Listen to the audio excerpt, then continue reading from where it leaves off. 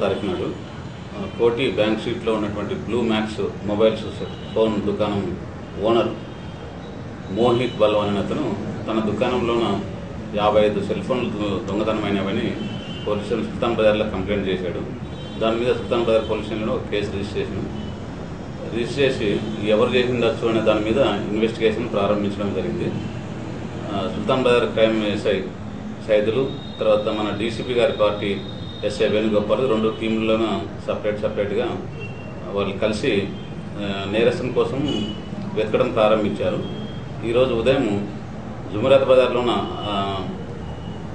పిచ్చకుంట్ల అంబయ్య అనే అతను పాత నేరస్తుడు. ఇతను అక్కడ సెల్ ఫోన్లు అమ్ముతుంటే అనుమానం మీద అతను పట్టుకొని ఇంట్రాగేషన్ చేయడం జరిగింది. అప్పుడు అతను ఈ కేసుతో పాటు ఇంకా 8 కేసులు తను దొంగతనం చేసినట్లు ఒప్పుకోవడం జరిగింది. దాని మీద అతని దగ్గర నుంచి అతని ఇంటి దగ్గర ఉన్న గురించి మొత్తం 8 ల్యాప్టాప్లు, ఒక ఎల్సీడీ, 55 సెల్ ఫోన్లు రికవర్ చేయడం జరిగింది. ఇవన్నీ కూడా 2 సుల్తాన్ బజార్ పోలీస్ స్టేషన్కి సంబంధించిన కేసులు, 2 అఫ్జల్గంజ్ పోలీస్ స్టేషన్కి సంబంధించిన కేసులు, 2 మలక్పేట పోలీస్ స్టేషన్కి సంబంధించినవి, 1 అంబర్పేట, 1 మలక్పేట, 1 ఉస్మాన్ యూనివర్సిటీ, 1 చాదర్ఘాట్ పోలీస్ స్టేషన్కి సంబంధించిన కేసులు, మొత్తం 9 కేసులోనే ఇతను ఇన్వాల్వ్డ్.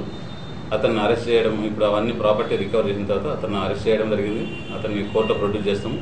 ఇతను ఇదివరకు కూడా ఇలాంటి దొంగతనం చేసిన చాలా కేసులు ఉన్నాయి. 1997 నుంచి కూడా ఇతను ఇలాంటి దొంగతనాలు చేస్తూనే ఉన్నాడు. ఇతను పాత నేరస్తుడు.